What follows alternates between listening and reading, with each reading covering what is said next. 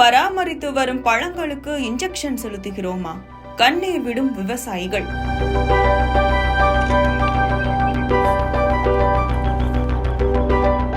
தர்மபுரி மாவட்டத்தில் சுமார் 500 ஏக்கருக்கும் அதிகமான நிலங்களில் தர்பூசணி சாகுபடி செய்துள்ள விவசாயிகள் சமூக ஊடகங்களில் பரவிய தவறான தகவல்களால் பெரும் பொருளாதார இழப்பை சந்தித்து வருகின்றனர். கடந்த ஆண்டு பெய்த மழையால் விளைச்சல் அதிகரித்த போதிலும் கோடை காலத்தில் தர்பூசணி பழங்களில் செயற்கை நிறமிகள் மற்றும் ரசாயன ஊசிகள் செலுத்தப்படுவதாக பரவிய வீடியோக்கள் பொதுமக்களிடையே அச்சத்தை ஏற்படுத்தியுள்ளது. இதன் விளைவாக தர்பூசணி பழங்களின் விற்பனை கடுமையாக குறைந்து 1 கிலோ ரூபாய் 4 முதல் ரூபாய் 5 வரை விலை வீழ்ச்சி அடைந்துள்ளது.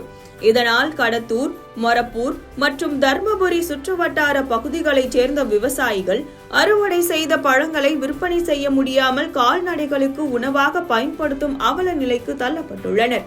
தோட்டக்கலை மற்றும் உணவு பாதுகாப்பு துறையினர் விவசாய நிலங்களுக்கு நேரடியாக சென்று தர்பூசணி பழங்களை ஆய்வு செய்து செயற்கை நிறமிகள் அல்லது ரசாயனங்கள் சேர்க்கப்பட்டுள்ளதா என்பதை பரிசோதித்து வருகின்றனர். குழந்தைகளைப் போல் பராமரித்து வளர்த்த பழங்களை நாங்களும் சாப்பிடுகிறோம், மக்களும் சாப்பிடுகிறார்கள். யாருக்கும் தீங்கு விளைவிக்கும் செயல்களை நாங்கள் செய்ய மாட்டோம் என்று கண்ணீர் மல்க விவசாயிகள் கூறுகின்றனர். மேலும் உடல் ஆரோக்கியத்திற்கு தேவையான பழங்களை மட்டுமே உற்பத்தி செய்து நேரடியாக விற்பனை செய்கிறோம்.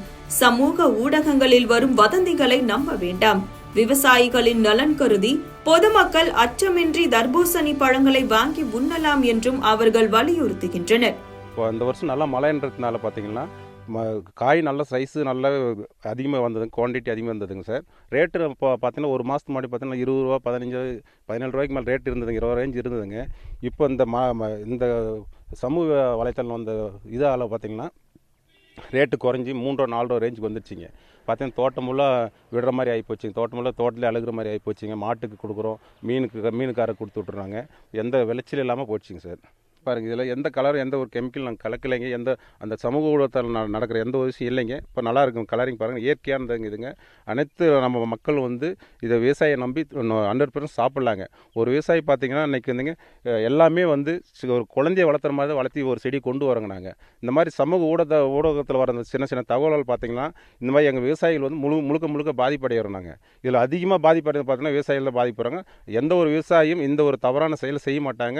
தைரியமாக பொதுமக்களாக நீங்களும் தைரியமாக வாங்கி சாப்பிடலாங்க. நீங்கள் நம்ம தர்மபுரி மாவட்டத்தில் சாகுபடி செஞ்ச எல்லா இதுவுமே தர்பூசணி பழங்கள் சாகுபடி செய்த வயல்கள் ஆய்வு பண்ணோம். ஆய்வு பண்ணதில் எந்த ஒரு விவசாயியும் செயற்கை நிறங்களோ செயற்கை சுவையூட்டியோ கலக்கப்படவில்லை அப்படின்றது தான் இந்த ஆய்வின் மூலமாக தெரிய வருகிறது.